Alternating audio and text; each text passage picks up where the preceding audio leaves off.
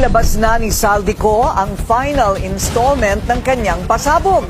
Kung sa mga unang video si PBBM at Presidential son Sandro Marcos lang ang kanyang idinawit, ngayon kasama na si First Lady Liza. Ang detalye sa agenda report ni Joan Manalo. Buong pamilya Marcos na ang damay sa tila pinakamalaking corruption scandal ngayon. At hindi na lang daw flood control projects ang pinagmumula nito. Sa isa na namang panibagong video ni former House Appropriations Chair at resigned Ako Bicol Party List Representative Saldico, idinetalya naman ito ang kinalaman ni First Lady Liza Araneta Marcos sa umano'y importasyon at overpricing ng sibuyas sa bansa. Ani ko, hawak daw ng kapatid ni First Lady na si Martin Araneta ang mga kita mula sa importasyon ng sibuyas. Kung matatandaan ninyo, noong 2022, nagkaroon po ng investigasyon sa Kamara na pinangungunahan ni Congressman Toto Sonsing dahil sobrang taas ng presyo ng sibuyas. Umabot ng 600 pesos kada kilo, gayong dapat ay nasa 80 pesos lang. Doon lumabas ang pangalan ni Martin Araneta bilang isa sa mga nasa likod ng kontrol sa importasyon ng sibuyas. Pero hindi po natuloy ang investigasyon. Pagdidiin ko, hindi umano natuloy ang isinasagawang investigasyon noon dahil si First Lady ang may kontrol sa importasyon at may kinalaman din umano dito si dating House Speaker Martin Romualdez. Ang sabi ni Speaker, tinawagan daw siya ni First Lady Liza Marcos at ipinapatigil ang investigasyon. Kaya walang natuloy at walang naparusahan. Ganito rin daw ang nangyari sa pag-aangkat ng bigas sa bansa. Noong 2023, iminungkahi raw ni Ko kay Romualdez na mag-angkat sila ng 13 million tons para sa buong taon para raw mapababa ang presyo ng bigas ng hanggang 22 pesos per kilo.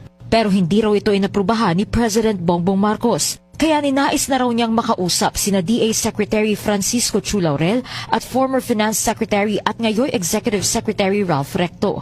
Noong 2024, kinausap ko ulit si Speaker Martin Romualdez na kung pwede makausap namin si Secretary Laurel Chu ng Department of Agriculture at Secretary Ralph Recto ng Department of Finance para maibaba ang taripa ng bigas mula 35% to 15%. Sinabi ko kay Speaker Martin Romualdez na kung pababayaan natin ang patuloy ng pagtaas ng presyo ng bigas at umabot ito sa 60 pesos kada kilo, siguradong magagalit na ang taong bayan. Posibleng magrevolusyon na ang mga tao at tiyak na maapektuhan dito ang mga kandidato ng administrasyon sa 2025 elections. Ayon kay Ko, nangyari raw ang nasabing pagpupulong na inabot daw ng hanggang alas 2 ng umaga. Pero dahil di rin bumaba ang presyo ng bigas matapos ang ilang buwan, iminungkahi na ang investigasyon sa ilalim ng House Quinta Committee na pinahinturin umano ni Chu Laurel. Habang iniimbestigan ito ng Quinta Committee na pinamumunuan ni Congressman Joey Salceda, bigla na lang itong pinahinto ni Secretary Kiko Laurel Chu matapos niyang ipakita ang isang confidential report. Nakasaad dito na si First Lady Liza Marcos mismo ang may hawak sa mga rice importers. Ayon kay Secretary Laurel, maaapektuhan daw ang First Lady kung itutuloy ang investigasyon dahil kasama raw nila sa Vietnam visit ang ilang importer ng bigas at nag-dinner pa raw sila roon. Tumawag rin umano kay Ko sina Romualdez at House Majority Leader Sandro Marcos para iutos ang pagpapatigil sa mga investigasyon patungkol sa rice smuggling anomaly. Magkasama kami ni Speaker Martin Romualdez nang tumawag si Congressman Sandro Marcos.